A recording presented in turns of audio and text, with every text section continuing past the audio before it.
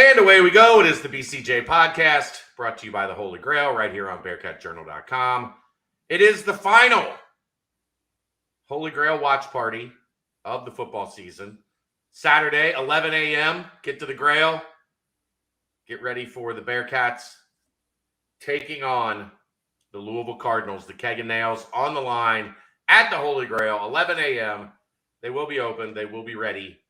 And we will watch as Cincinnati takes on Louisville in Boston for the Keg and Nails. And excited to see everyone join us there. And then I'm going to head out at some point in time and head to Fifth Third Arena and cover a basketball game because LaSalle apparently can't change their travel plans to accommodate the fact that UC has a football game at the same time. So, yeah. All right, Dave, let's get it going. I'm Chad Brendel. He's Dave Simone. You got a lot to live up to, Dave. Bergie Nights last night. Oh, how was that? It was good. He when he does these, he just pops in he always manages to hit me up like 3 minutes before we go live. Like, hey, are you guys talking some basketball tonight? I want to talk basketball. Like, all right, brother. Well, it was a good one to talk about. Yeah, we didn't talk much about Miami. He just had general. There's your cat. As soon as we go live, the cat knows it's time. What do you know? She's like, oh, the show started. Mm-hmm. Time for me to get my shine. Get my screen time. He had a lot of just team stuff he wanted to talk about. So we went for like a half hour last night. And nice. Yeah. So it was good though. It was good. So you can catch that. You can find that on the YouTube page. So how you been? This week was a little less chaotic than the last one. Yeah. Good. Yeah, of course. How'd the brunch go? Brunch was good. Got one more, I guess. I don't know. We haven't really discussed if this was going to continue after the bowl game or not. So I guess that's a conversation we need to have at some point. Probably should have that. Yeah, you and Jeff should probably decide whether or not, and the sponsor should probably decide if you're going to continue on. But for sure. Pickle is ready for showtime, not Pickles. Yes. Pickle. She is. She's here, ready to go. UCF super fan, Steven, Carter's. What's going on? Good to see everybody as we get started. Where you want to start? You want to start football? You want to start basketball? It was the thing that just happened. So I'm sure you and Berg touched on a lot. Yeah, but like I said, we didn't get to a whole lot of the game last night. I've got dog problems tonight. I'm about to strangle both of them. So if you hear them fighting back and forth, we bought the 30-pound dog a dog bed, and the 75-pound dog thinks that it's his, even though he doesn't fit in it. He laid down in it when we first brought it home, Dave. It was just his back half. The entire front half of him was on the hardwood floor. Oh. Whoa. What's going on? I don't know. There we go. I don't either. We're back. That's weird. I did not do that, and Aaron was not here. I didn't do it. I didn't even have that page up. Any rumors on an OC? Dustin, if there's rumors on stuff like that, it will be discussed on BearcatJournal.com. But right now, no. I think everybody wants to get through this weekend and get the official end of the Fickle era and the start of the Satterfield era. My guess is he's working on things, Scott Satterfield, and I do think we'll have a strength coach in short order. There is a name that has been discussed there on the message boards. So if you want to get an idea of who that's going to be, BearcatJournal.com is the place for you. But Dave wants to talk basketball, so we'll talk basketball. Dave, this is a team that has scored 50 points, 3 consecutive halves. It is a team that has scored 49 or more points 7 and a half, 7 times this season. I believe that they did that 3 times all of last year. It is a team that we know, especially without John Newman and Rob Finney, they are going to be challenged defensively. And if you're going to be challenged defensively, guess what? Go out and put up a shit ton of points, right? Yeah, they ran the make shots offense. Miami doesn't really care or isn't very good at defense. Woof. They made Not very good.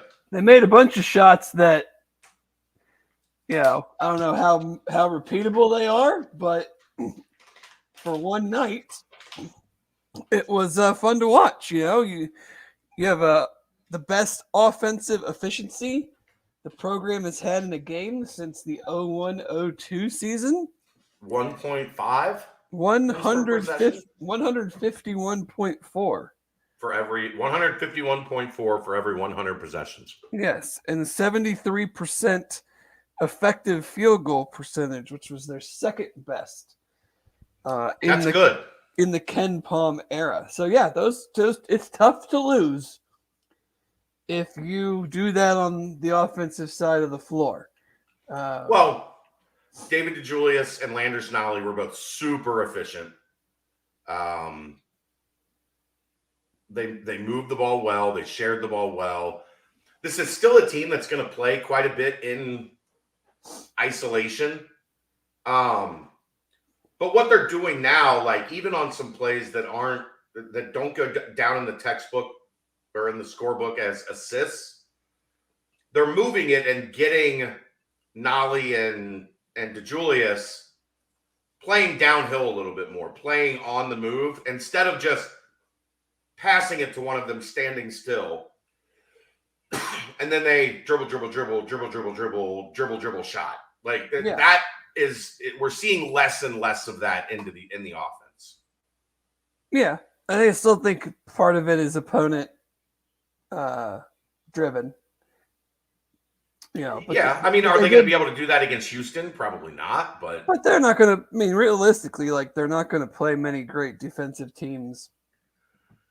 No, Houston's going to be really good. Memphis is going to be really good the rest of the way. But no, if you have some guys now that can get you out of funks, can carry you a little bit on the offensive end that they just haven't had over the last few seasons. And you have some guys that can get their own shots. You have some guys that can make tough shots. I mean, last night again, how repeatable is it? But both Landers and Dave made some shots that you're just like, man, you've really got it going tonight if those are going in. So, but it's a confidence thing. It's a efficiency thing. You just have more options. You don't need Dave to have the greatest game like you did last year to have a chance to beat anybody we saw down the stretch. I mean, down the stretch last year, if he didn't have a great game, they weren't beating anybody.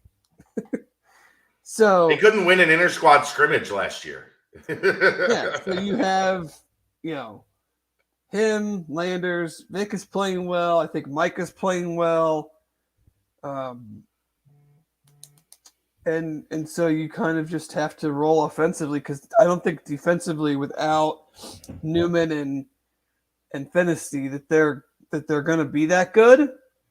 They just don't have enough guys that really lock in on that end of the floor. So you kind of have to do it with offense, with turnovers, with fast break, stuff like that, to make up for the fact that you're probably not a great overall defensive team right now. So Wes looked different last night, coached different last night. And in the post game, his message was a lot different. And I'm curious as to your opinion on the fact. I didn't hear his post game. So what was different? I'm going to tell you right now. All right. His message was different in that his message was, I'm done asking. Like, I'm done asking guys to do this. Like, right. You either do it or you don't. And if you don't, I'll find somebody else who will. Yeah. I don't think it had anything to do with the $1 million raise, UCF superfan. I think it had to do with they lost to Xavier, and they didn't win the 2 important games in Maui, and they lost to NKU. And if this team's going to figure it out, it has to be now. They have 2 more bye games and then conference play. And if you have a 9-9, 8-10 season in the American this year, things are not going to be good going into the Big 12 next season. Revamped roster or not, like, there's no momentum there. Like, would you agree this is a team that needs to have a 11, 12 win season in conference days? Yeah. Memphis might be better than we thought, but I mean, outside of them in Houston, it's not good. So what's if you're Tulane done so far? Hold on, I'll tell you.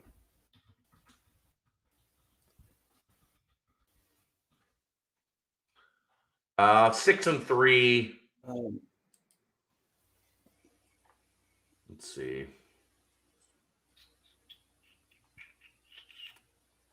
Where did that start? Where are the losses? Lost to Nevada. That's not a good Nevada team. Lost to Western Kentucky, who got beat by Louisville, and then lost to Fordham. Yeah. Okay. Yeah. I had high hopes for this Tulane team. It's not looking good for Ron Hunter in year 3. UCF is off to a decent start.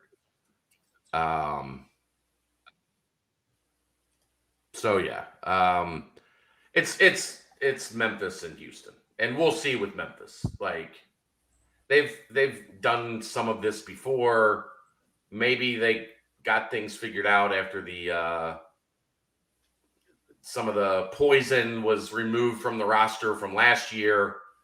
But the reality is, you got to be able to go in this league, win your 9 home games, or at least 7 or 8 of your home games, and go get 5 wins on the road. Like 11 or 12 wins, I think. There's not more. There's only 2 teams that are as talented or more talented than this UC team. Right. So, but I like the message. I like that he was a little bit more fired up last night. I like that he was getting into guys a little bit more. It's Nolly, Ed. Nolly. I like that he was a little bit more animated, that he, look, I'm done asking. I love it. And I don't agree, Joe. I've heard this a couple times. A light switch was flipped after the second half of the shootout.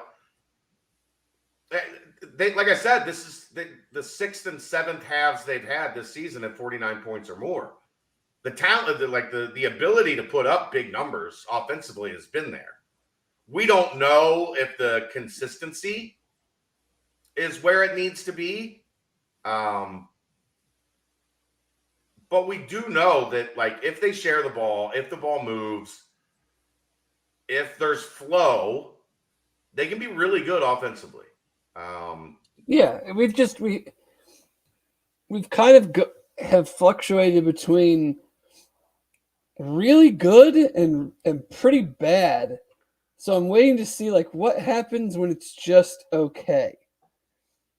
Like, when it settles in, Landers is either like really on or non-existent, and Dave is not as much like that.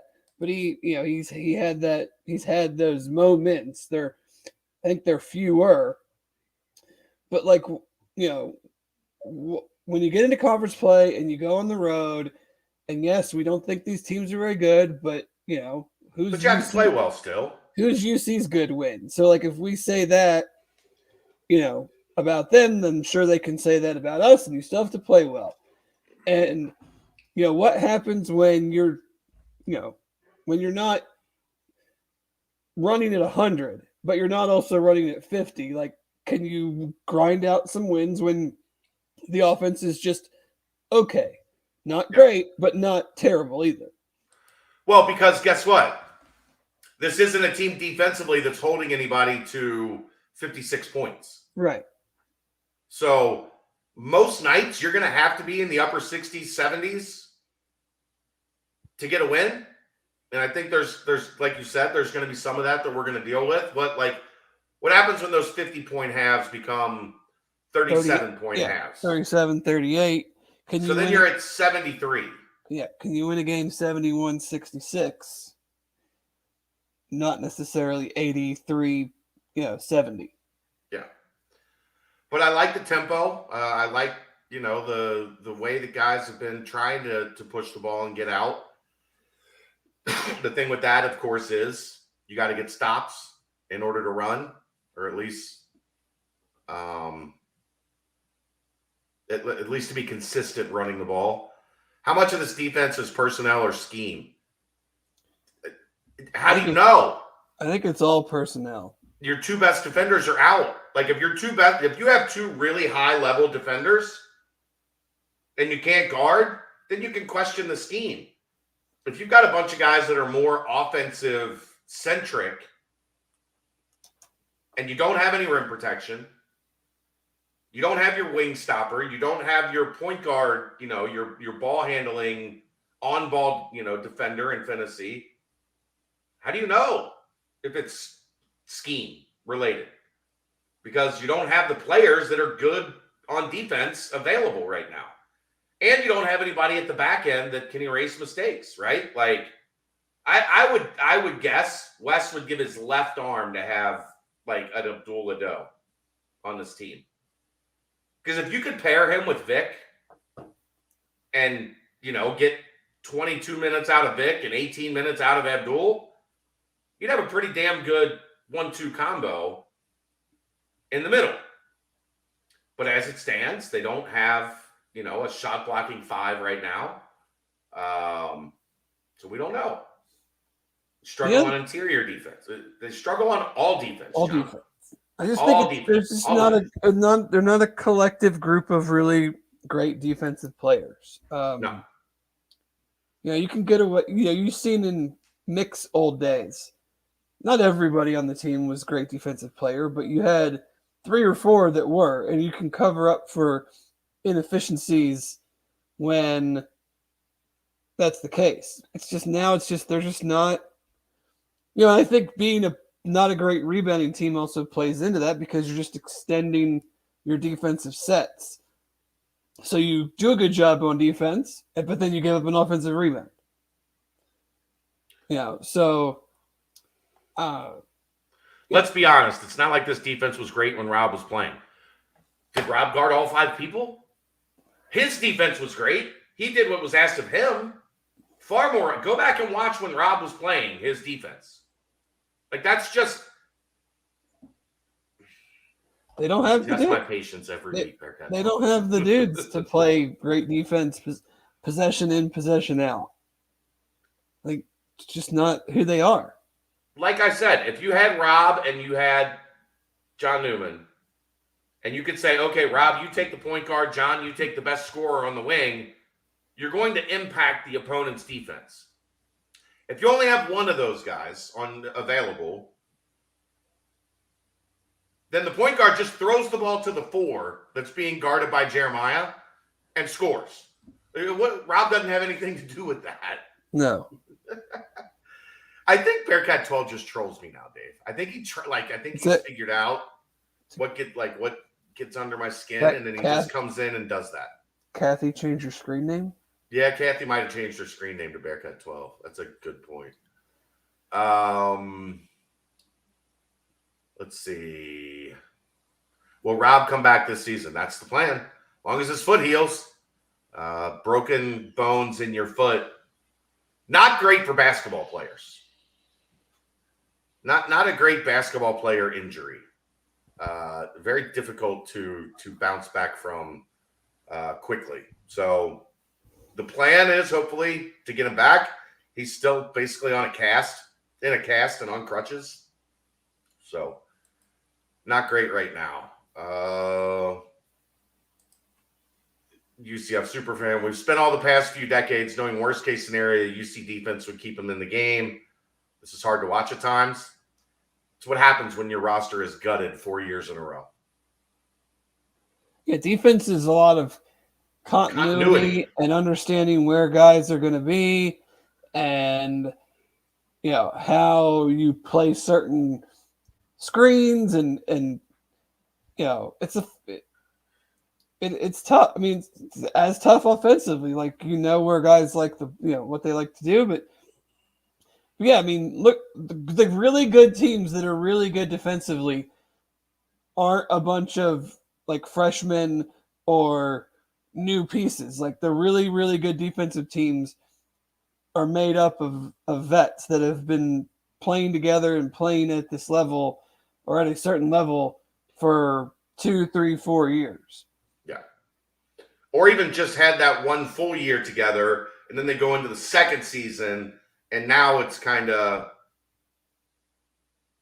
connected. And like I said, you just have more offensive minded guys. Like Mick recruited more defensive minded guys, and we saw what that did and what that didn't do. And these are more offensive minded, like Dave, Landers, Vic, JD. Like those are offensive minded players. And no matter what you do, and no matter how much you drill down and how much you emphasize it, like they're still going to look at the game from a more offensive, driven angle, and how they feel like they can best help the team win is by being good players offensively. Now they're not all, negatives defensively, but you're no player is like 50-50 offense defense. Like, the higher you get up the rankings, the better chance you have, but guys being better at both. But the way their mind works and like the way they play the game,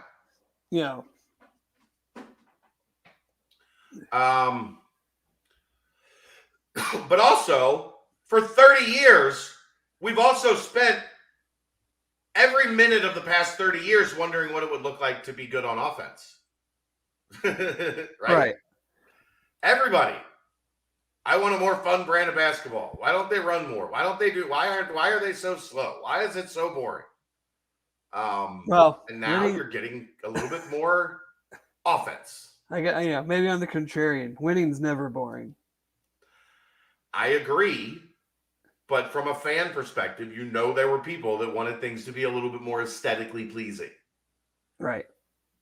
I'm with you. Winning is hard. But there are also people that will say, and it's proven out for the most part for a long time, great defense takes you so far. Exactly. You can't win a national championship. You can't go to the Final Four unless you happen to be Virginia one time. Insanely efficient. Who was still good offensively, right? It wasn't like they were bad. But yes, I agree. Like the higher level competition, the less likely it is that you're going to keep advancing in a tournament format, playing games in the 50s and 60s.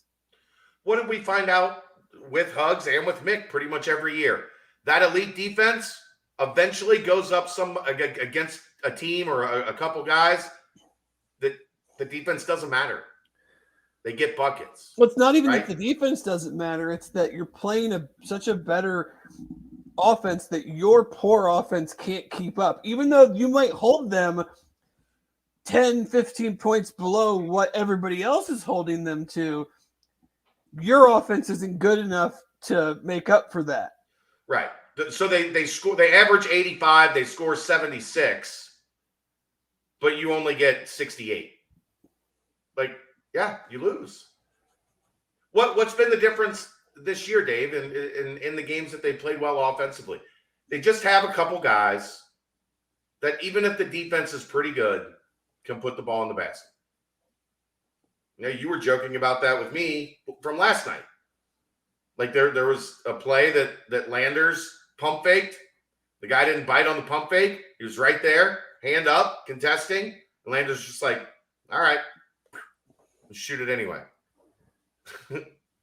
What's the word on the JUCO visit? Haven't heard from him yet. He's traveling. Are Jizzle and Rayvon plus defenders? They can be. I think they will be. Jizzle has that kind of aggressive defense first mentality that Wes wants in his point guards. So I think he's going to be a plus defender as he adjusts to college. And then Ray's 6'7", long. Like, he should be a good defender. If he buys in and does what's asked of him, he should be a good defender in college. I want to ask you this. I think his length and his athleticism gives him a good starting point. Sure. That's what you have to start if you're going to be a really good perimeter defender.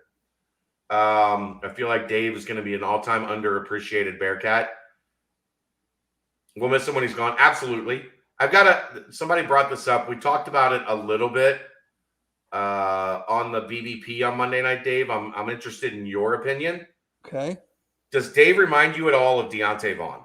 Well, I was just going to say, like, Deontay Vaughn comes to my mind as, like, someone that we clearly don't talk about enough in, like, in the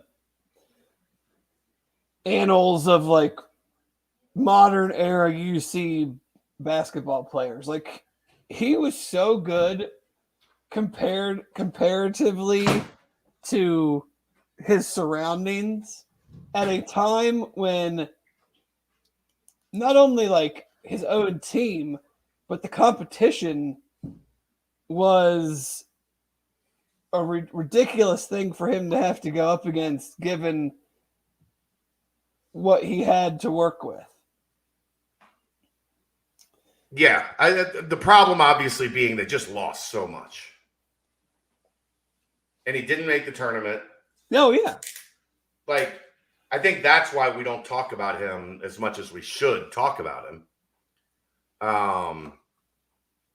But I do think there's a comparison there where Dave kind of gets, and to be honest though, the thing with Dave has made pretty steady and almost drastic improvement in each of the last 2 years.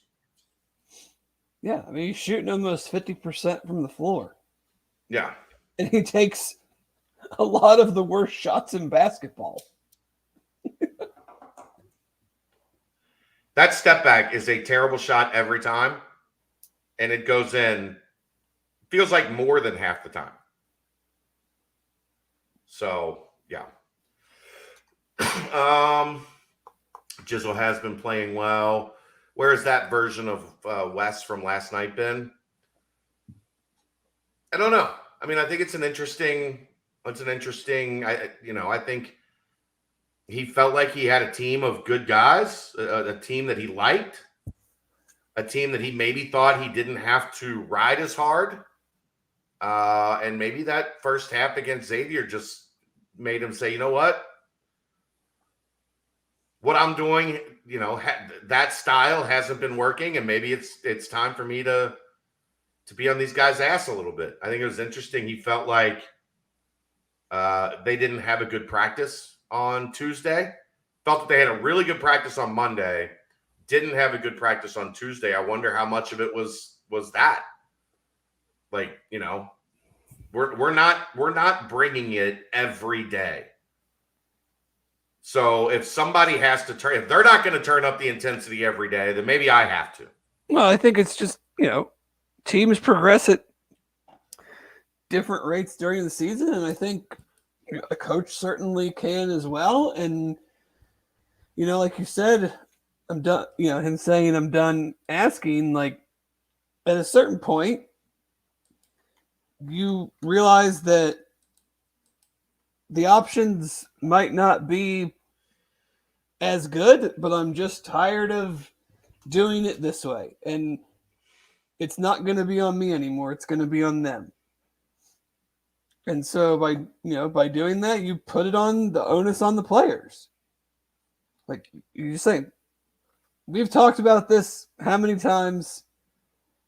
I'm done talking about it. If you want to do it, great. There'll be minutes for you. If you don't, I'll find someone who will. I also think and this goes to the folks that, want to gut the roster every offseason. It's a video game, right? Keep the best 3 or 4 players, get rid of the other 9 guys, and go to the transfer portal and start over again. When you gut your roster every year, you know what you have to do?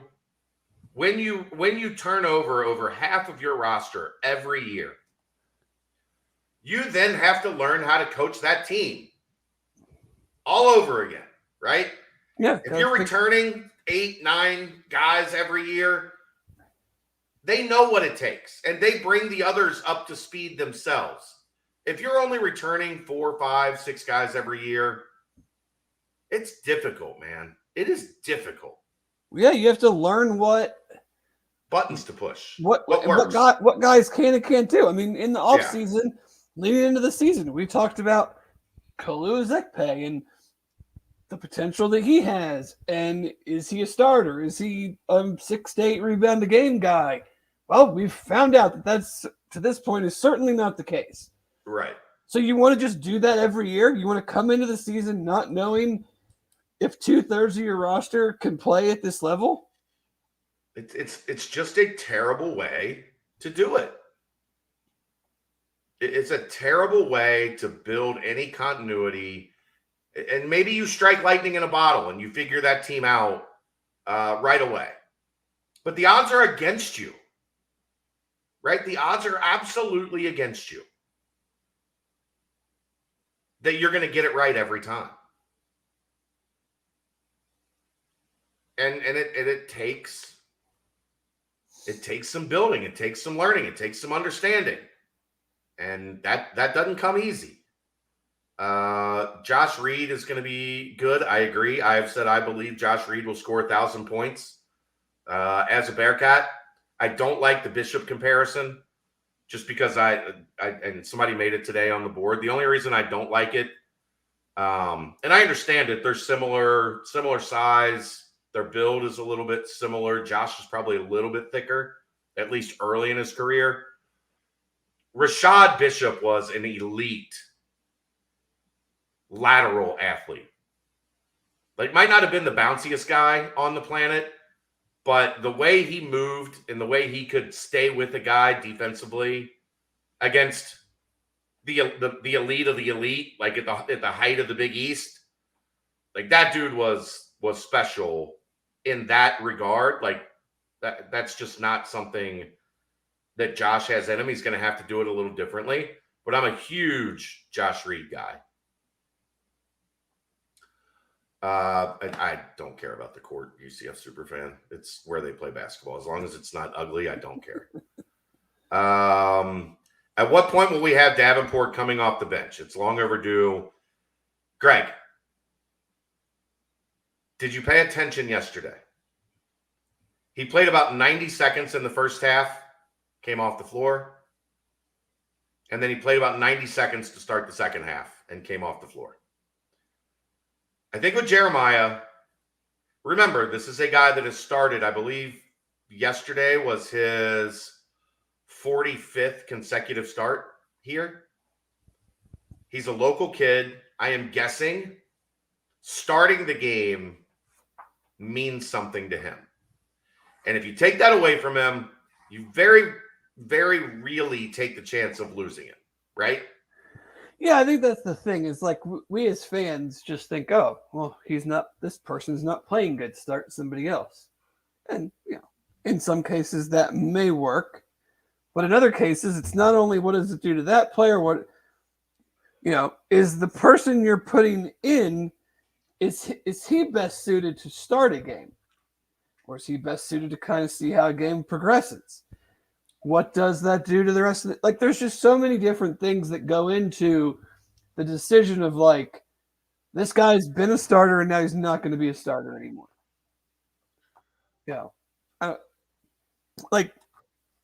Minutes are minutes to me when it matters the most.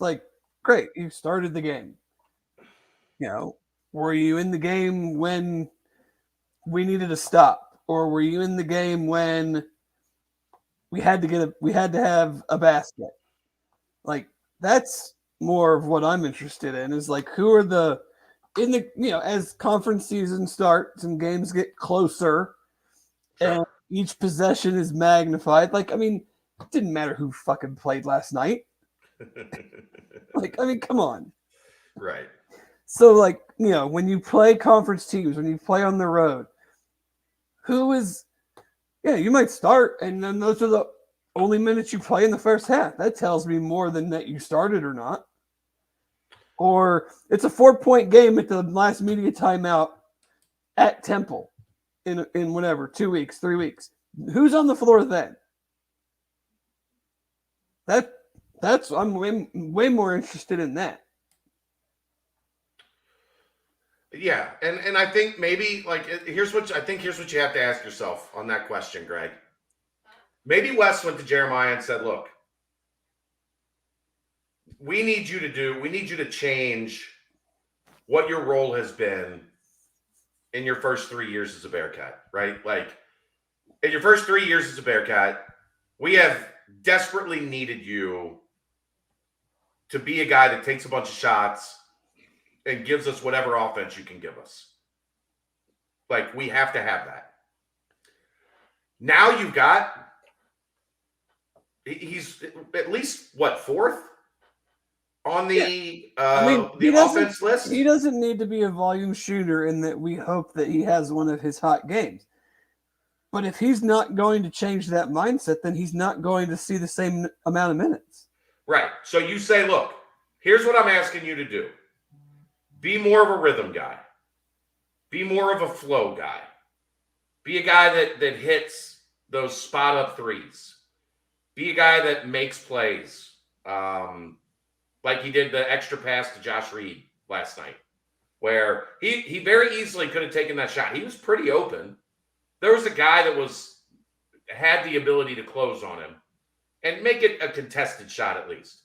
But instead, caught the pass, hesitated, made the defender commit, kicked it to Josh Reed in the corner, wide open corner three, bang. So I think there's a place where if you're Wes, you say, let's give and take a little bit here. You want to start, okay. But if you start, we're going to bring you out fairly quick and get Odie in there. I mean, I think and there's as long as you do the things that we're asking you to do in your new role, we can let you keep that starting piece. For sure. I think that's okay. That's coaching, right? Yeah. If good coaching to me is laying out why you want someone to do something, not just tell them, but like why, and highlight the things that they do well and how they can help the team by doing and saying, like, I think you're capable of doing these things, X, Y, Z, whatever it is, and that's going to help us. And if that person does not want to do those things, then that's on them. Right. And then I'm not going to play you just because you want to be a starter and you have been a starter. Right. But if you're going to do the things that I ask of you in a reduced minutes role, he was under 20 minutes last night, which is very much a reduced role for Jeremiah Davenport from what he's been here. He did the right things. He did what was asked of him, and it was effective. And if that continues, then I think you're in a good place with Jeremiah Davenport. If he wants to go back to what we saw in the beginning of the crosstown shootout, where he takes 3 bad shots in the opening possession, in the opening segment, and those 3 bad shots are the direct connection to a 13-1 hole at the first media timeout, can't play you. I can't play you. If that's what you're going to do and you're going to go outside the system, I can't play you. But if you want to play inside the system and do what I ask, we have a role for you. And I don't agree that it has to be in short spurts, very short spurts. As long as he's doing what's being asked of him, yeah, you can play him in 3, 4, 5-minute stretches. Now, is he capable of doing that for that long of a stretch? That's the question. That's the question with a lot of guys. Like, a lot of guys can play good defense for a minute. Can they play good defense for a segment? Things of that nature. Yeah, and it'll be, can you do it over multiple games? Because what we've seen, like Arizona, I thought he played his role really well. And then against Ohio State, he was bad. And then against Louisville, he played his role really well. And then against NJIT, he was bad. And then he was good against Bryant. And he was bad against Xavier. And now he's been good against Miami last night. He's got to start stacking games where he's playing well in his role. It can't just be, okay, I did it last game, now I'm going to go get mine. Like, if you're going to be a leader, if you're going to be a team guy, which he is, then it's time to realize as a senior, you have a very important role. It's just not the role that you had before because the roster changed. How many guys on this current roster are gone after this season? For sure, Ezekpe, Fennessy, DeJulius, and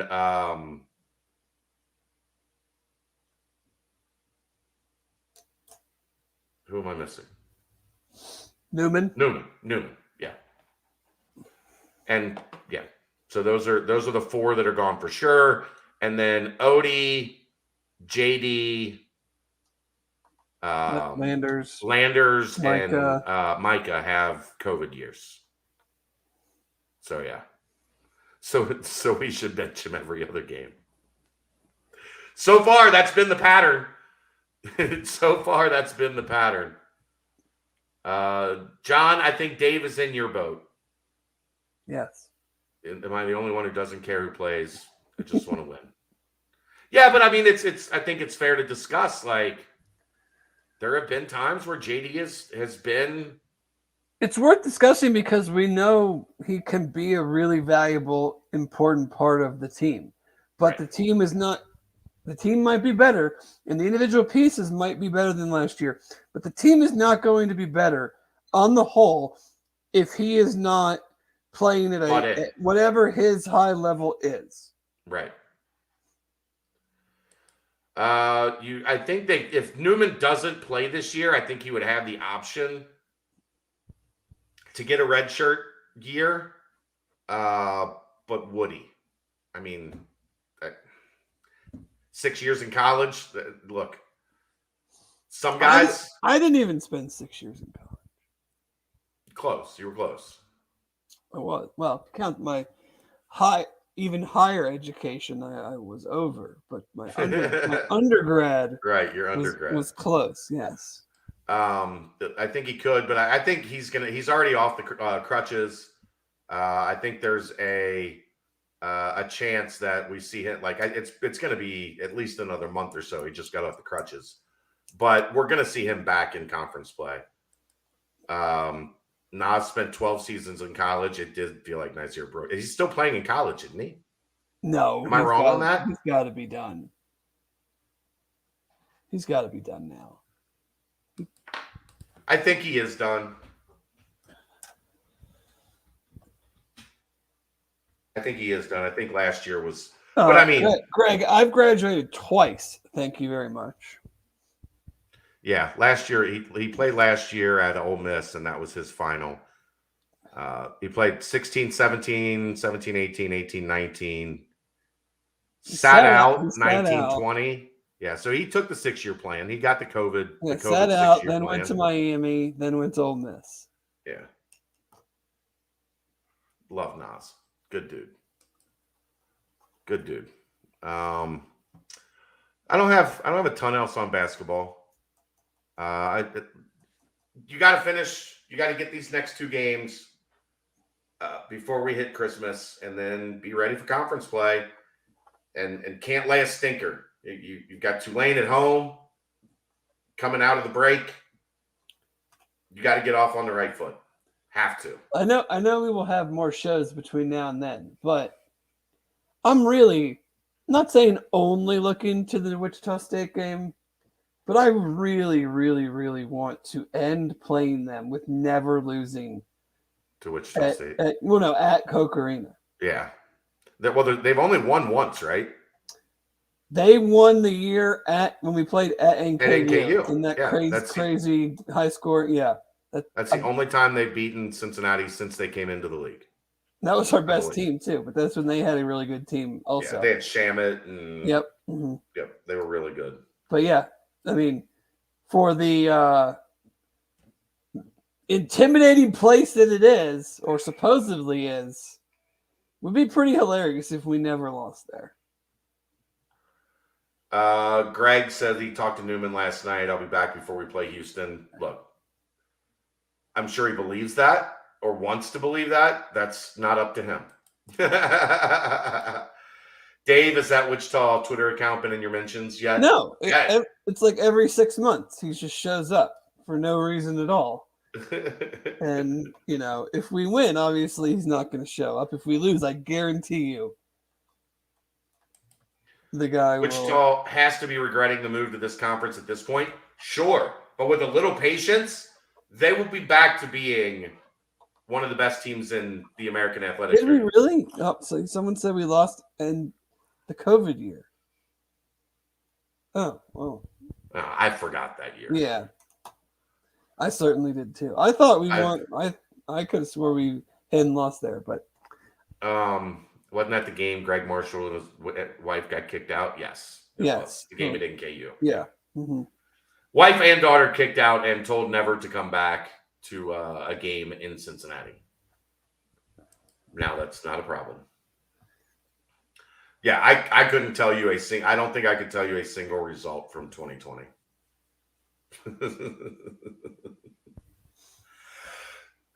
I have erased that year from my memory completely. Yeah. All right, let's transition over to a little football as we are 2 days away, like 36 hours away. It's only 40 hours away at this point. Right. From kickoff in Boston for the Fenway Bowl.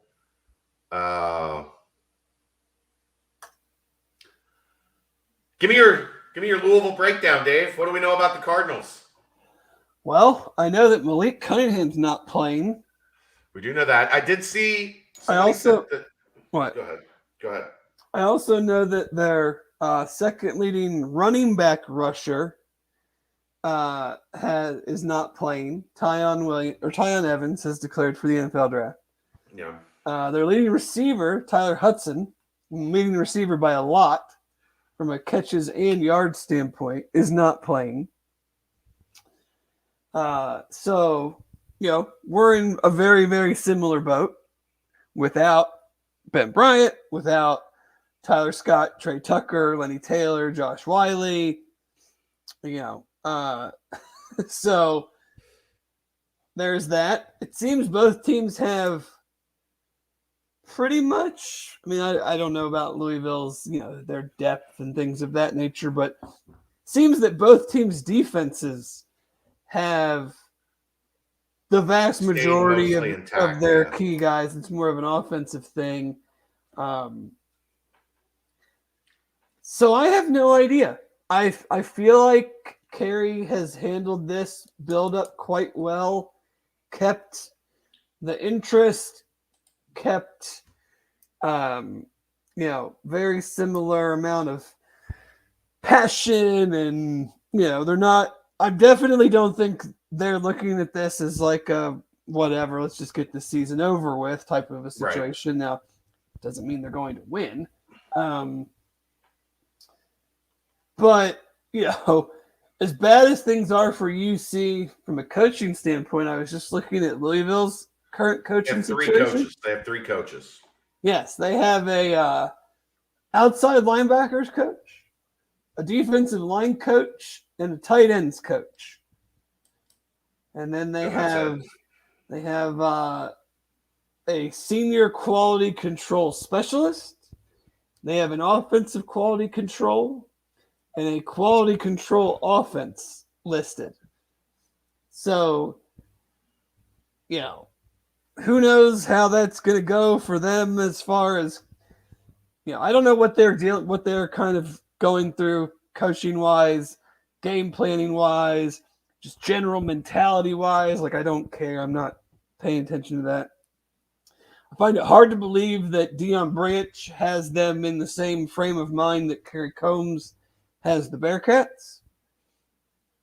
But as far as to say, like, truly break it down and give some sort of prediction, I mean, it would be based off of hardly anything. It would be based off of UC's had a much better defense than Louisville all year. And while UC has some obvious key players out, I think the guys that Louisville has out are much more impactful, especially when you look at what Malik Cunningham can do when healthy, and really in their passing game. I mean, Tyler Hudson had twice as many catches as their number 2 receiver and over twice as many yards. Yeah. Every national pundit prediction I see has us getting whooped. I haven't seen any, so I don't know. I can't. I mean, I don't know what that's based off of, but who are the receivers going to be for UC? Blue Smith, Chris Scott, Will Pauling, Drew Donnelly will be definitely in the mix. Wyatt Fisher, I'm sure we'll get some run. Maybe we get the Wyatt Fisher game. Quincy Burrows. After Quincy Burrows has gotten a lot of snaps with the twos. Shaman will be involved. So there's still a decent amount of talent. And, you know, these are the guys that Evan is kind of more used to throwing to than he was the first team guys. Will that matter? Probably not. But, you know, these are most of the guys that Evan threw to, you know, in practice throughout the season. So, yeah. How many RBIs do you expect from Prater? Oh, boy. Chuck could play a little bit of wide receiver if needed. I mean, would you rather? I think Monty would be better suited for that role, don't you, Dave? In the slot? They're different, I guess, yeah. Monty's done it a little bit more like in space, I think. Mm-hmm. But either one, I think, could help you there if absolutely necessary. Look, here's the other thing. I'm going to warn you guys right now. You're probably not going to know who anybody is. They have changed. Almost everybody has changed their number going into this bowl game. Great. Yeah. Why? I guess because why not? Because they can. Luke's gone. Like, you know, Carrie was probably just like, look, are you staying? I don't care what you wear. Yeah, are you going to play? Are you going to play and wear whatever number you want? Right. I don't care. Isn't that how you lay claim, though, for next year to make sure that you are the one who gets that number? I mean, I get it. I mean, partially, yeah. I wore it in the bowl game. That's my number now. Exactly. Fight me for it. And guess what? If you went into Carrie's office and said, either I'm wearing this or I'm not playing, the answer is going to be, wear whatever you want, son. Mm-hmm. Wear whatever you want, son. So, yeah. I don't like practice was a challenge trying to figure out. We spent. Well, what are some of the number changes? I don't have them all off the top of my head. Chris Scott is 8 now. Armorion Smith was 6. We spent a day, like almost a full day, trying to figure out if Armorion was there or not because he had on 6. And I guess, you know, in your brain, it's just like, well, that's JQ. And then you're like, well, no, that's not JQ. Right. Like, well, I'm sure once you hit someone late, then you realized it was. Oh, Amorion. Yeah. There's a bunch. And it was tough to keep up with. Mateo changed numbers. Can't remember what number he was. He might have been 7. Yeah. I thought I saw him like one of the videos. It looked like he was something else. Yeah, they're all I know you guys were talking about the spread and over under and all that, or at least in the chat here. Did want to update. According to ESPN, the spread is now Louisville -2.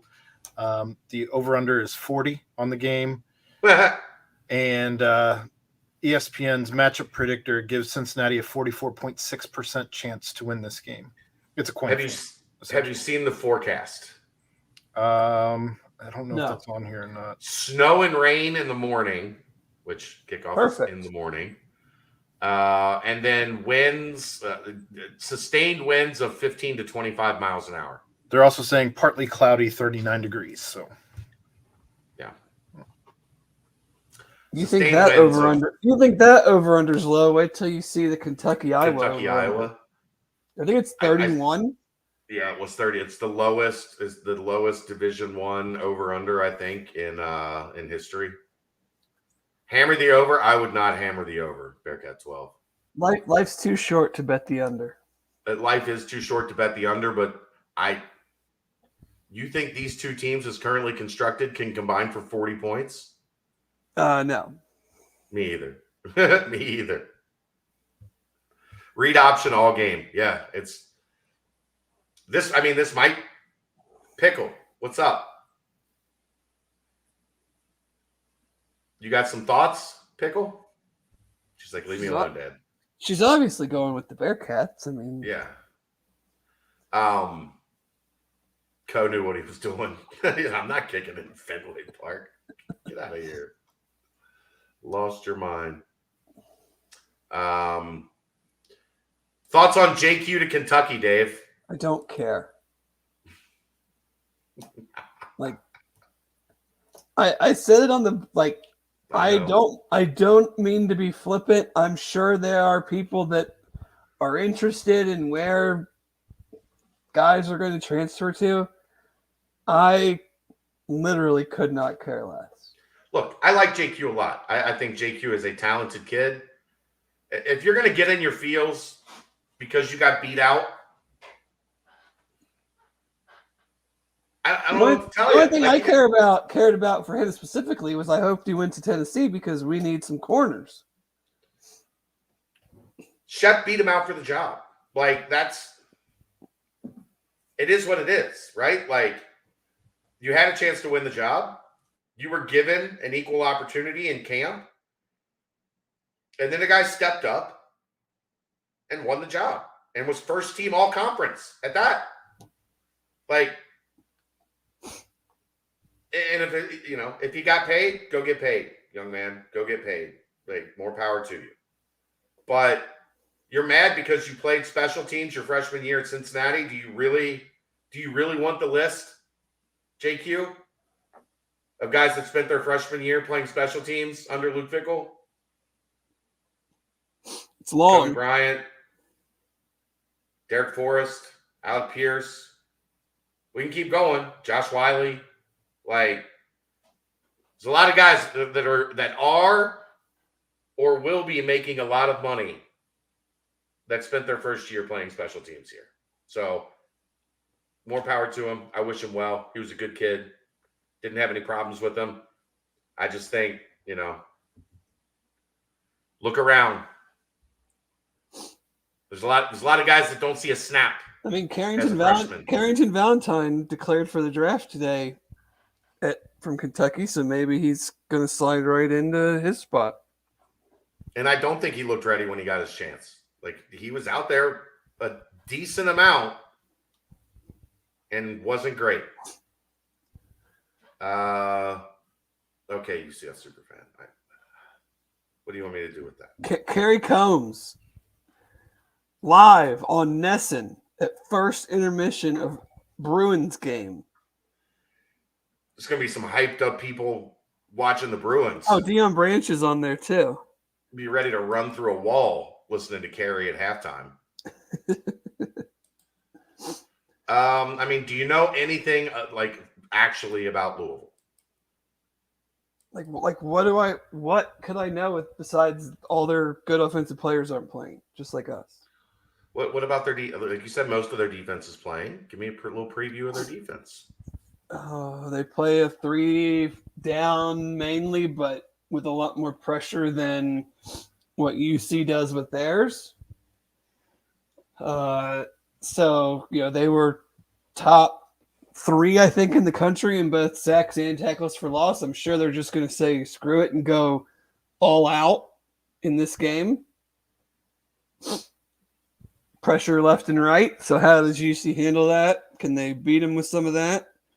When you do that, you leave players in one-on-one coverage or mismatches in that regard. So, we'll see. I think they've got a pretty good kicker. That's a question. That could be a question. We don't, we're going from a really good kicker to a totally unknown now. Christian Lowry has got some kicks in before. Yes. How many of those did he make? Wasn't great. Although in a 25-mile-an-hour sustained winds at Fenway Park, kicker might not matter a whole lot. No. But no, I think they'll do what they do. I mean, they'll pressure. They'll try to get to Evan, get in the backfield, and it'll be up to the line. I thought I saw somewhere, I don't know if it was on the board or what, talking about James Tunstall not playing. He practiced. I think there was some thought on whether he was going to play or not. Because I saw him on the videos that they've put out the last practice. Yeah. We'll see. I mean, my understanding is he was going to play. I know there was some thought on maybe, sitting out and going to the draft, but I think a guy in his situation needs to put some more tape out there as much as he can playing left tackle. That's a good one, UCF superfan. Are the foul poles considered field goal posts? Well, given the way the field is aligned, that would be difficult. Well, no, that's his whole point, Dave. Field goal kicking will be easy if the field goal posts are the foul lines. I still wouldn't count on it. Well, then you'd have to kick it over the wall, right? Yeah. The wall is basically in one end zone, corner of one end zone. Yeah. So if you're going that way, and that was field goal range, you would have to kick it over the wall for it to be good. If you're gonna play in a baseball stadium, shouldn't they do look, we'll paint the yellow lines where the field goal post should be, and you've got to kick it over the wall. Sure. Get the keg and never get it back. Make it a total sideshow. But I will say the Bearcats win 23-20. Actually, I won't say 23-20. That means they made 3 field goals. Yeah, that's not happening. I'll say they win 21-17. Okay. It's going to be low scoring. Without question, it's going to be low scoring. What's the Simone family plan? Oh, there absolutely is none. You're just watching at the house? I'll be watching it by myself on the couch. I didn't know if you're going to go over to mom's or no. Will they be at the basketball game? I didn't see them in their spot yesterday. She is ill. That's not good. That's not good. So yeah. So we're trying to rest up for the big Simone family Christmas Eve party. So Gotcha. I doubt she will be at the game on Saturday. So we've got what? We've got 7 new members official 8 members of Scott Satterfield's staff official. 6 of the 10 on-field staffers, his chief of staff, and one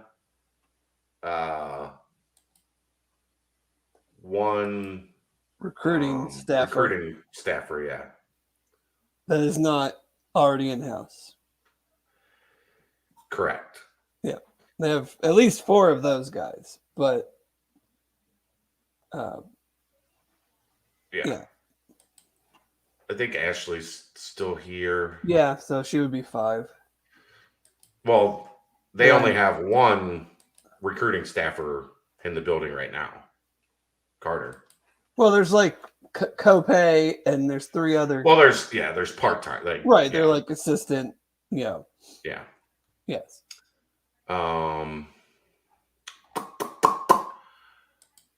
Go through that.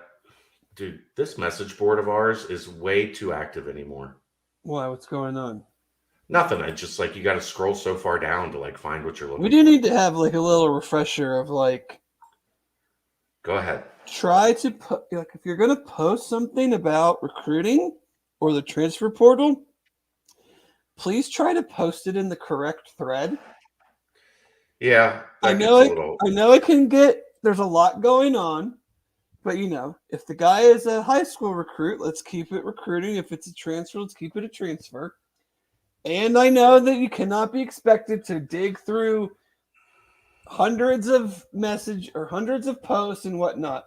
But if you see a tweet about a guy doing something and the tweet was from an hour ago, it was probably already put in on the board. So let's try our best to not post things again and again and again that we think may have already been posted. Post away. Do your thing. Just put it in the right thread. Well, you like the clicks. Yeah. I'm here for the clicks. I'm here for the news, and I, don't need the news 17 times. The same news 17 times. People are trying to help, Dave.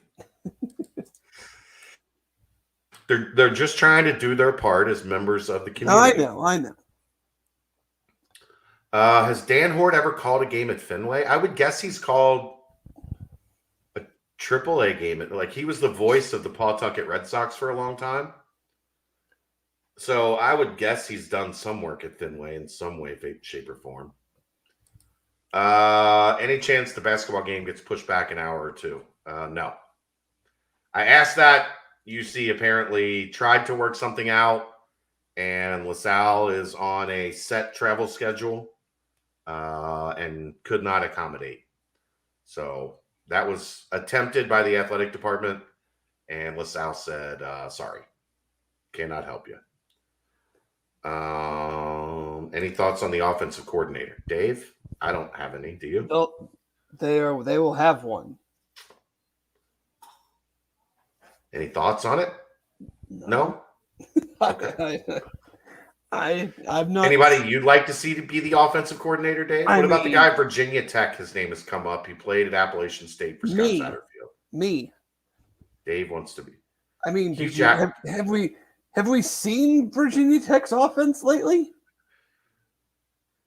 I mean, I guess this would be Scott Satterfield's offense, and he's the play caller. But yeah, I'm not sure I want anybody from Virginia Tech offensively. UCF superfan, I really don't feel like logging in to the Twitter interface to time you out for 5 minutes, but I will. I will, damn it. Uh-oh. What happened? Pickles is about to get a friend, I think. Oh. No. You stay down. What else you want to talk about? You got anything else? I don't have a ton tonight. I mean, I know it's a busy time, but I don't know what else to say about the bowl game. Okay. Virginia Tech, Tyler Bowen? I guess that would solve the offensive coordinator / tight end. Right. He could do both of those. Thing. But, yeah, I don't know. Dave, are you covering golf now? You have been invited? Yes, we definitely need to talk about that. What's my budget for golf? You determine your budget. If you show me you can make money covering golf, I will pay you extra to cover golf. Well, we'll have to just. They should have a really good team, right? They should have a good team. They're playing in some good events in the spring.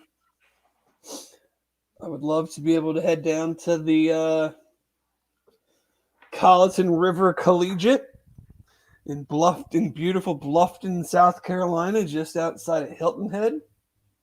Michigan State is the host team for that event, which is just odd. Weird as hell. Well, they're certainly Weird not going as to hell. host it. They're not going to host any events in East Lansing in March. So, but yeah, we need to get Coach Martin on the show. One. Oh, he would absolutely do that. He would absolutely do that. We need to make that happen. Maybe that's a good thing to have happen right before their season starts. Absolutely. Right after football's over and after the season starts. So yeah, I would love to give our members some inside the ropes coverage. He's excited. I told him. I had set him up for this. I told him, you got a good team. Dave's gonna want to be around, like when possible. Yeah, on course reporting. On course, like social media content. That's right. Interviews after the round. You know. Yep. I'll see what we can do. I'll cover some of your golf expenses for travel, and then I'll send you some of the bills for Kelly. Oh, okay, sure. Those will go unpaid. Did I tell you what we got the the hospital summary from October 1st to like November 30th? Sure, of how much? I'm sure it was a lot. It's $196,000. That's a lot. Do you have that cash on hand? Yeah, I just paid it cash. That was obviously before insurance. Right. But that is. Yeah, it's a pretty penny. But yeah, I would be thrilled if obviously it's going to be hard to, they're playing in like Puerto Rico, they're playing in South Carolina. It's like, I would love to try to make it happen. We will see. But let's see if we can get you the team rate in South Carolina at the hotel. Yeah. If I come to the hotel, I have a place to stay in Bluffton. Oh, well then, what? You just need gas money? I just need to get there.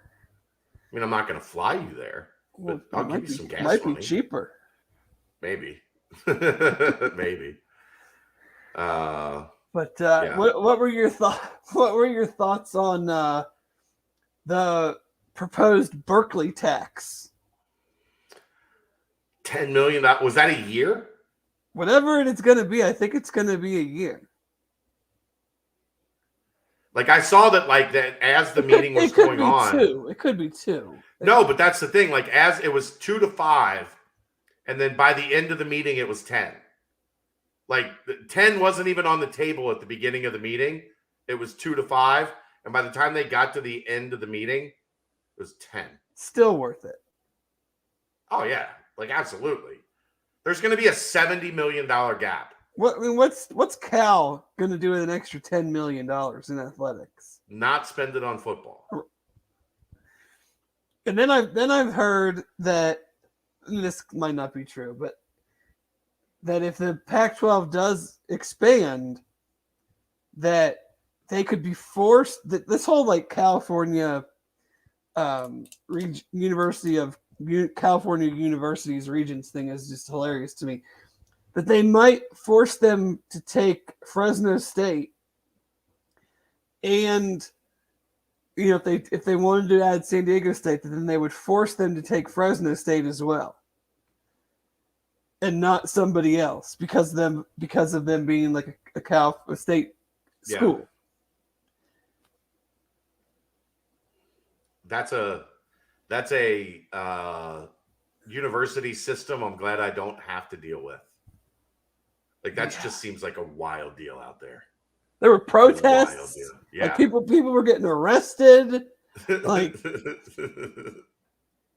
were like, I just want to go play in the Big Ten. Like what were you protesting? Like were you protesting them leaving? Were you protesting like sports in general? Were you protesting, I don't know. But they're always protesting something, but something. Always. But I'm sure George has that media rights deal all ready to go now. Yeah. What's more funny, the Berkeley tax or him saying that Colorado hiring Dion would have any impact on their multi-billion-dollar television deal? That's a guy I think is unhinged. Like I really do. Like whoever.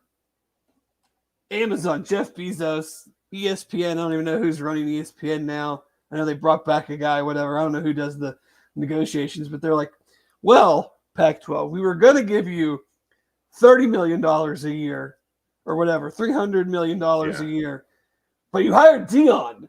So now we're going to give you $350 million a year because you hired a guy to take over a 1-11 football program that this TV contract might not even start by the time he might not even be there anymore. Like if Dion goes from like 1-11 to 6-6, and then goes from 6-6 to like 8-4 or 9-3, do we really think he's going to be at Colorado in 3 years? No. Or is he going to be at like Alabama when Saban retires? Or Auburn when they fire Reverend Freeze? NIL question. What's stopping us, Cincy Reigns, from going to area establishments, Skyline Roses, etc., having the option to add $1 to your bill to support UC athletes, similar to how people used to drop a quarter in the sick kids tray at the register? I don't even want to touch this one because I'm probably going to say something I shouldn't say.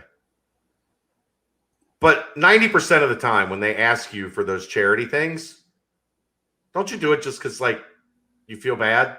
Like, and they know when they ask you, right? Like, hey, would you like to help sick children? I do it because I don't like change. Oh, I very rarely do it because I'm an asshole Scrooge. Like, would you like to round up? Would you like to round up today? When you're in the drive-thru of like a fast food place, would you like to round up today for this? I'm like, no, not really. I don't care about rounding up because I don't pay with cash. Right. Well, they round up your bill. I know. But Aaron said he doesn't like change. Well, I don't pay for anything with cash. Well, I'm saying if it was a change donation where you drop a quarter in, I don't like change, so I'll throw change in because otherwise it's going to get lost under the seat anyway, and then it's gone forever. So, yeah, either way, it's fine. But here's the thing. I don't think people are really going to be like, you know who I want to help here at the register of the Skyline while I'm getting cheese conies? College athletes. I think I'm in. I don't think there's the guilt involved with those donations doesn't exist when it's you want to give your money to some UC football players. I don't know that. Not good. I don't know that $1 would stretch to what you actually need either. I mean, I'm sure they make a lot of money for those charities. When you add up all the different locations doing it, I'm not dumping on your idea. I'm saying, if you don't want me to talk about it, don't ask the question. I'm saying I don't like. I think a lot of that stuff, like, would you like to help sick children? Fine, right? Like, would you like to help college athletes make some extra money? I just don't know that you're going to get, and I don't know the legality of it. I don't even know how they would. I think you'd have a better chance of if it's even legal, right? Like, if you had like a designated day where it was like, today, if you eat at Skyline, we've partnered with Cincy Reigns, and $1 out of every order we're going to give. You're not asking the person eating whether they want to or not. Skyline is saying, out of every, we're going to give $1 or 10%. Yeah, that's how high school football teams raise money, right? And so then it's on all of us to go eat at Skyline on that day, and then so that we, in essence, give to the program. Right. I agree. Like I said, I think they play on, with those donations, they play on the sympathy card. Would you like to donate $1 to kids with cancer at St. Jude's? Yes, fine. Oh, I take that back about Tyler Bowen. I could be I could be swayed into being behind him as offensive coordinator because in 2021 he coached for the Jacksonville Jaguars, and I would like us to get into a position where we could talk to him about how messed up the 2021 season was with the Jacksonville Jaguars, because I would strictly just like to hear the stories. So now you're all in on Tyler Bowen. Now I might be all in on Tyler Bowen, offensive coordinator, just so I can hear the stories. I love it. We talked about this the other night on the nightcap. I'm interested in your thoughts, and maybe you guys hit on it on the brunch. I had time to watch about 2/3 of it, but I didn't get to the whole thing. Do you think the bowl system is in danger? The current structure of the bowl system when the playoff expands? I mean, maybe a little bit, but it's kind of I need to see it to believe it type thing. Like, those damn bowls and their people have their tentacles so far deep into the sport that you always hear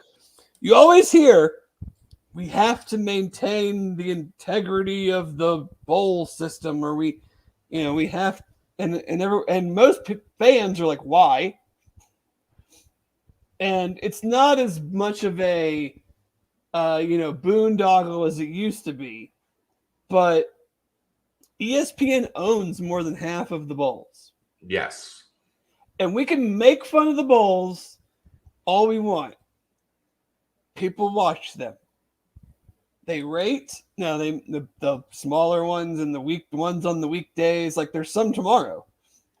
I'm sure they don't get a great number, but guess what they're going to get?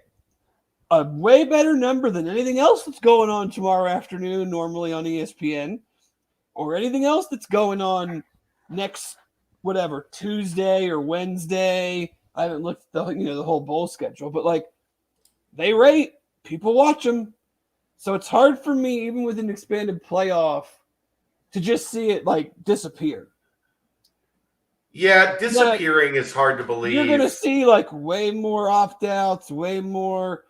Right. That was my next question. Stuff like that. Like if you don't make the playoff starting in 2024, like you're even already seeing it like in the quote unquote big bowl games, like the Tennessee Clemson game. Tennessee hasn't made it to a bowl game that's worth a shit, and who knows how long. You still got the two best wide receivers aren't playing. Clemson's, one of Clemson's best defensive linemen and their best linebacker, who are both first-round picks, they're not playing. So, and that's a big bowl game for Tennessee, and probably not as big for Clemson. They've been to the playoff, countless times, won national championship. But that's the Orange Bowl. We're not even talking about the Alamo Bowl or the, Holiday Bowl, stuff like that. Yeah. So, I mean, I've always looked at those games at least ever since the playoffs started, it's just kind of like they're fun little exhibitions. And if guys want to play, great. If they don't, great. I think it's funny to like be mad at a guy for not wanting to play in an exhibition game that has no bearing on his season, his next season, things of that nature. So, what is more of a threat to the bowl system? Is it the playoff and the fact that now you're going to have 11 games that matter, that are going to be stretched out over this longer period of time, 3, 4, 5 weeks, whatever it's going to be, that eat into like what, the way that the bowls were consumed? Or is it the opt-outs, the transfer portal, all of that stuff that makes it gambling is almost impossible in this setting, right? Like, I think I think you have the opt-outs and you have the portal, but I think a big thing is like, who the hell's going to want? What fans are going to really go to some of these games once the playoff Right. starts? Right. Like, I sure, think you're already- there's going to be teams that have unexpected seasons and just miss out on the playoff or finish in the top 25, and their fans are still going to be super excited to go to a good bowl game. But like, if you finish 13th or 14th and you are in the SEC or the Big Ten, and a bunch of your best players have now opted out because they're getting ready for the draft, and you maybe didn't have the season that you had hoped for, and you're not going to the big bowl games anymore because the big bowl games are tied into the playoff, like the Orange Bowl, the Fiesta Bowl, the Peach Bowl. Those are all now going to be part of the playoff. So your top of the line non-playoff bowl game is like the Citrus Bowl or something like that. The Outback Bowl. Like, what fans are going to want to go to those games? Right. So I think that maybe is a big factor that I don't know if it's being discussed. I haven't really seen it, but like last year, if Oklahoma State wins the Big 12 and UC doesn't make it, they're still going to a New Year's Six game, and we're still super pumped to go because we're 13-0 and it's the best season ever, and we would have been disappointed that they didn't make the playoff, but people still would have traveled to go watch that team play. Yeah.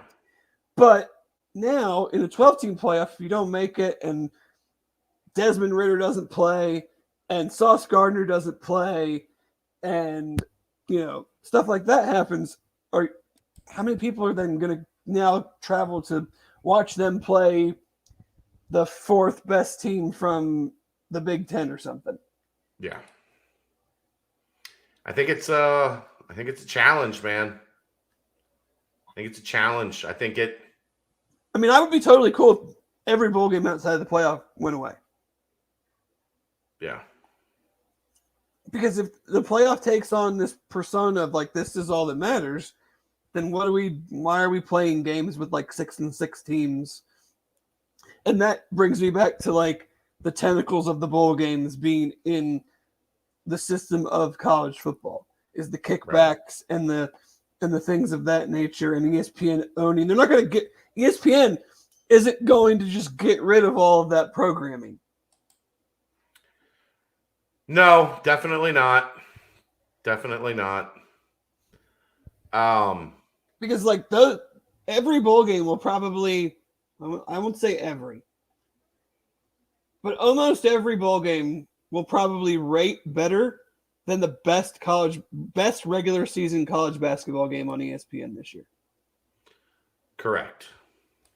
So when you think about it like that, if you take all those away, they're losing a significant amount of eyeballs, of sponsorship dollars, of I just can't see that happening. I can't either. I mean, it's going to be interesting to follow. I think just because we're so used to it, but I do think there are some things that, like everything else in college sports right now, there's some stuff that's going to be changing. Like I don't know how 30 of these things survive. I just don't. Yeah. Who wants to watch 6-6 ACC versus 6-6 Big Ten? Nobody. Shit. Tomorrow you have 6-6 Conference USA versus 6-6 MAC. But isn't it the Bahamas? Yeah. I'm in. But there's like I think there's 2 games tomorrow. There is 2 games tomorrow. Yeah, there is. I just think we're gonna see some upheaval. Yeah, you also have the other game's actually damn good. UTSA versus Troy. Oh, that is a good one.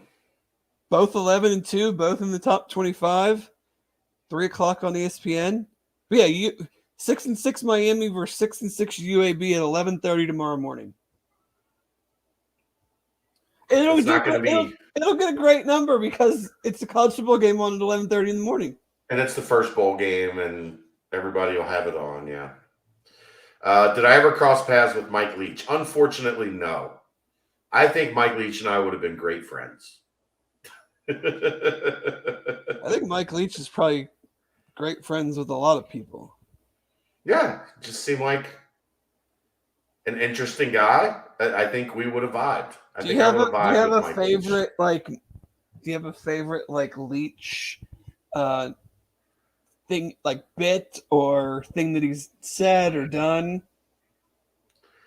I do think my favorite is the one I heard from the students, the two students at Washington State.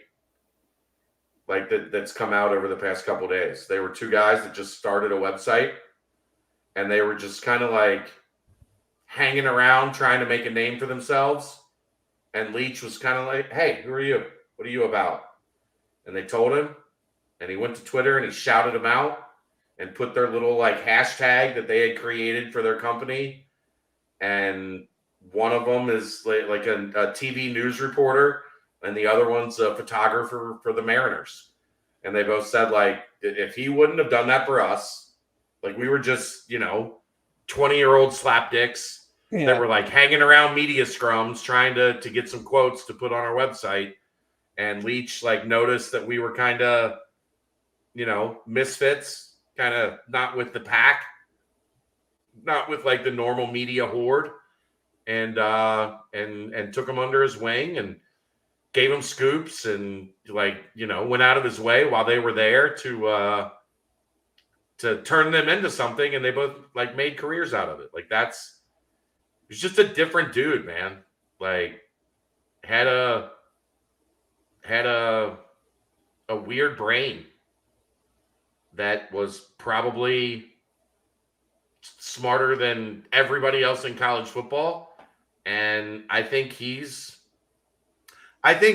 tell me if you agree with this, Dave. He got a law degree. He got a law degree and never practiced law. Yeah. He got it just to get it.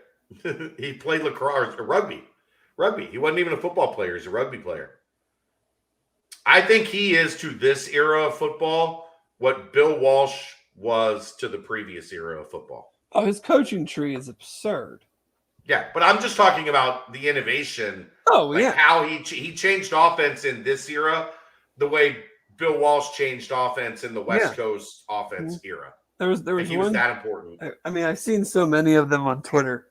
I don't remember who said it, but there was one story where, like, he basically was doing an interview, like, on the phone while going to the bathroom. Yeah. And then he ended up, like, sitting there for, like, 45 minutes and just did the whole interview. Because he didn't want to flush. He's like, yeah, I just didn't want to get up. Yeah. And then I liked the one where he talks about Halloween candy and who would win a fight of all the Pac-12 mascots. That's a good one. Did you read the card trick one he did? Mm-mm. He was meeting with when he was at Texas Tech, was meeting with this 4-star linebacker that was really, really good. And the kid comes in his office, and Aaron says I buried the lead on this, so I'll tell the first part of it this time.